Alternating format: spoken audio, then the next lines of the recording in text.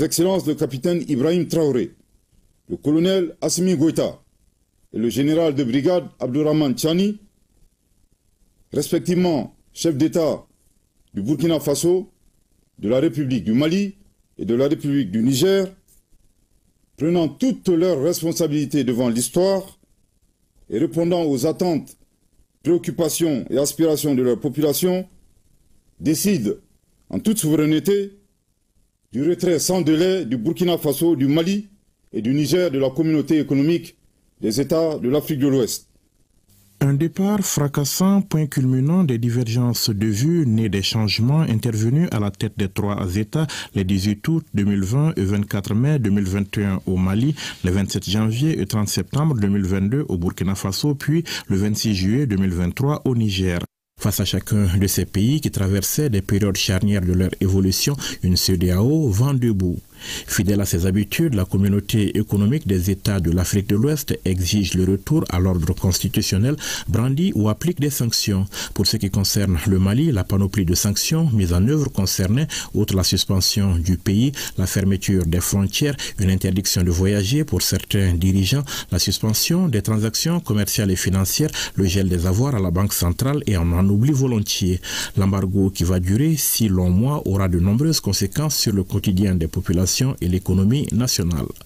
La case condamnation sanctionne le Burkina Faso, mais aussi le Niger y passeront avec à la clé, dans ce dernier cas, un ultimatum assorti d'une menace d'intervention militaire pour rétablir le président déchu dans ses fonctions.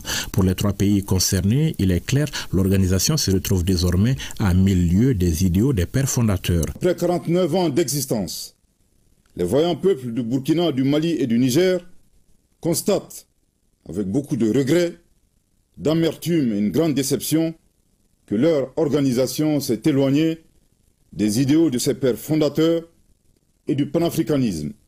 En outre, la CEDEAO, c'est l'influence de puissances étrangères.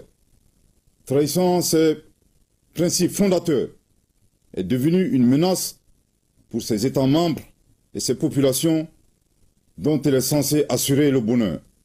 En effet, l'organisation n'a pas apporté assistance à nos États dans le cadre de notre lutte existentielle contre le terrorisme et l'insécurité.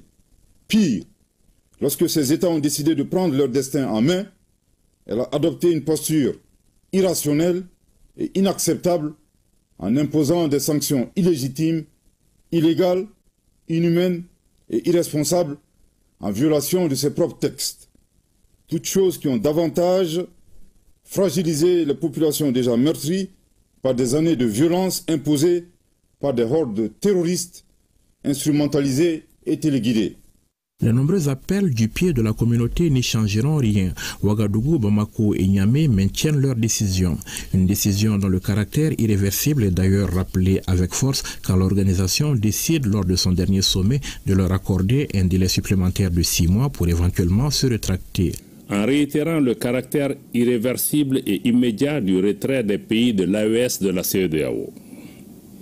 Dans sa déclaration du 14 décembre 2024, le Collège des chefs d'État de l'AES considère, à juste titre, la décision de proroger pour 6 mois le retrait du Burkina, du Mali et du Niger de la CEDEAO comme étant une énième tentative qui permettrait à la junte française et à ses supplétifs de poursuivre la planification et la conduite des actions de déstabilisation contre l'AES. C'est donc dans le respect total des textes de la communauté que nos États décident de s'en éloigner.